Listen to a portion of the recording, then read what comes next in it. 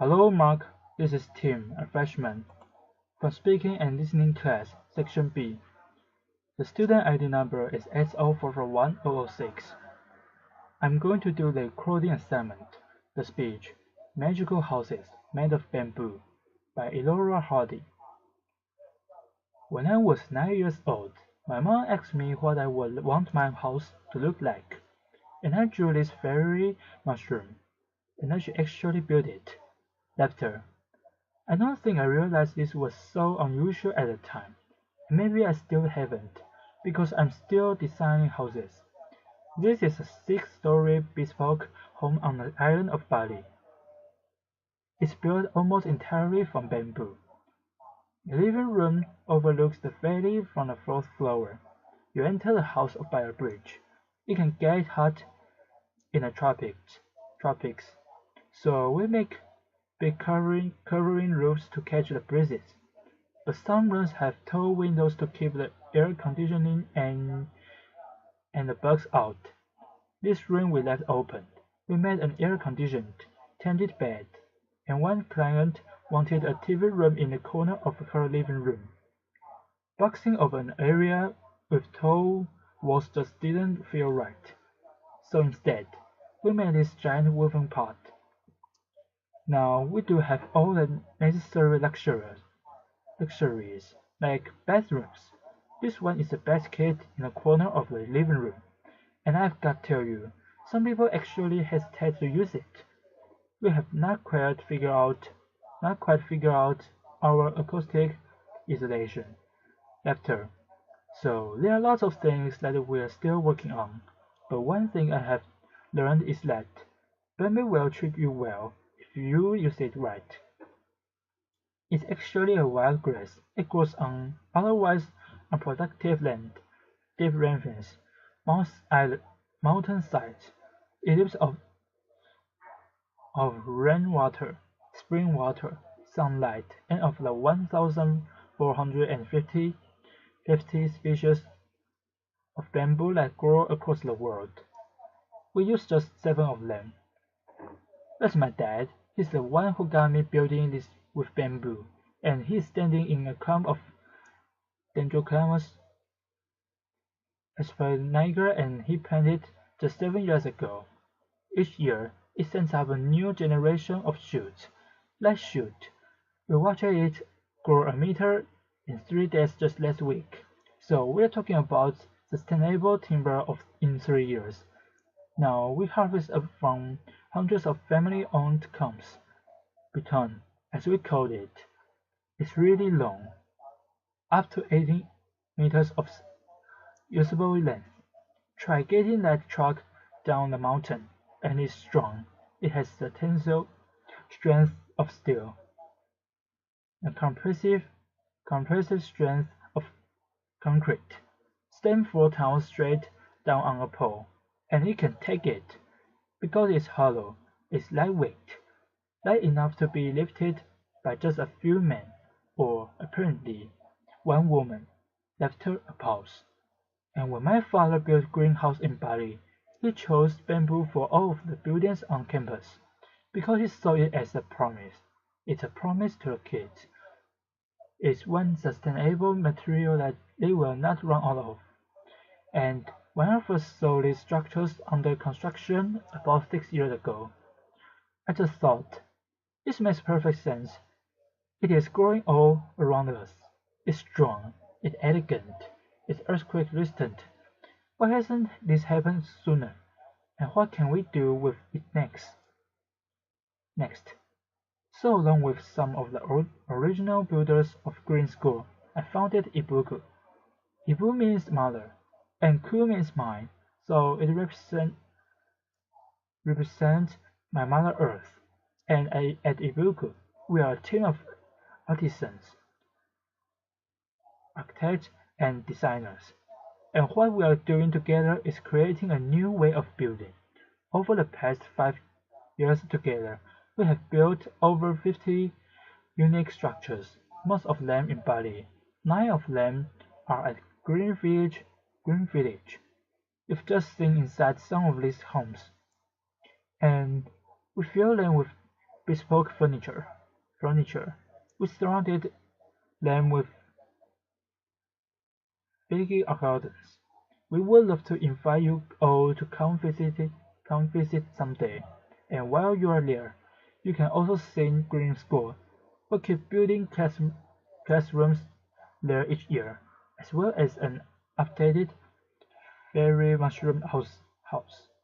We are also working on a little house for export. This is a traditional Sambansi home that we replicated, right down to the details and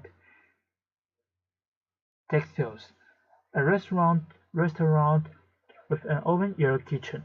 It looks a lot like a kitchen, right? And a bridge that spans 22 meters across a river. Now, what we are doing is not entirely new. From little huts to elaborate bridges like this one in Java. Bamboo has been in use across the tropical regions of the world of literally tens of thousands of years. There are islands and even continents that are first reached by bamboo rafts. But until recently, it was almost impossible to reliably protect bamboo from insects. And so, just about everything that was ever built out of bamboo is gone. Unprotected bamboo whalers, untreated bamboo get eaten to dust. And so that's why most people, especially in Asia, think that you couldn't be poor enough or rural enough to actually want to live in a bamboo house. And so we thought, what will it take to change their minds, to convince people that bamboo is worth building with, much less worth aspiring to?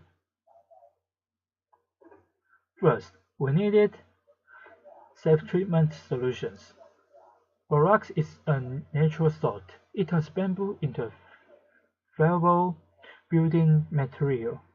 Treat it properly, design it carefully, and a bamboo structure can last a lifetime. Second, build something extraordinary out of it. Inspire people. Fortunately, Balinese culture fosters craftsmanship. It values the artisan, so combine those with the adventurous outliers from new generations of locally trained architects and designers and engineers. And always remember that you are designing for curving, tapering, hollow poles. No two poles alike, no straight lines, no 2x4s there. The tired and true, recrafted formulas and vocabulary of architecture do not apply here. We have had to invent our own rules. We ask the bamboo what it's good at, what it wants to become, and what it says is respect it, design for its strengths, protect it from water, and to make the most of its curves. So we design in real 3D, making scale structural models out of the same material that we'll later use to build the house. And bamboo model making is an art, as well as some hardcore engineering. So that's the blueprint of the house. Left, and we bring it to the site, and with tiny rulers, we measure each pole and consider each curve, and we choose a piece of bamboo from the pile to replicate the house on site.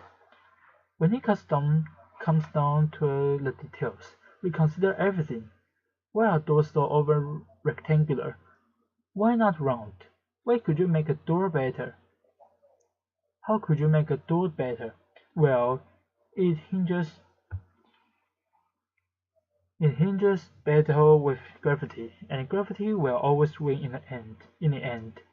So why not have it pivot on the center where it can stay balanced? And while you're at it, why not doors shaped like teardrops? To reap the selective benefits and work within and constraints of this material. We have really had to push ourselves, and within that constraint, we have found space for something new. It's a challenge. How do you make a ceiling if you don't have any flat boards to work with? Let me tell you, sometimes I dream of cheap rock and plywood. Laughter. But if what you've got is skilled craftsmen and itsy bitsy little sleeves, with that ceiling together, stretch a canvas over it, layer it. How do you design durable kitchen countertops and do justice to this curving structure you've just built? Slice up a boulder like a loaf of bread, bend carve each to fit the other. Leave the crust on. And what we are doing, it is almost entirely handmade. The structural connections of our buildings are reinforced by steel joints, but we use a lot of hand-weighted bamboo pins. There are thousands of pins in each floor. This floor is made of glossy and durable bamboo skin. You can feel the texture under the bare feet. And the floor and you walk on, and it affect the way that you walk. Can you change the footprint that you ultimately leave on the world? I remember being 9 years old and feeling wonder and possibility and a little bit of idiocy. And we've got a really long way to go. There's a lot left to learn. But one thing I know is that with creativity and commitment, we can create beauty and comfort and safety and even luxury out of a material that will grow back. Thank you. A pause.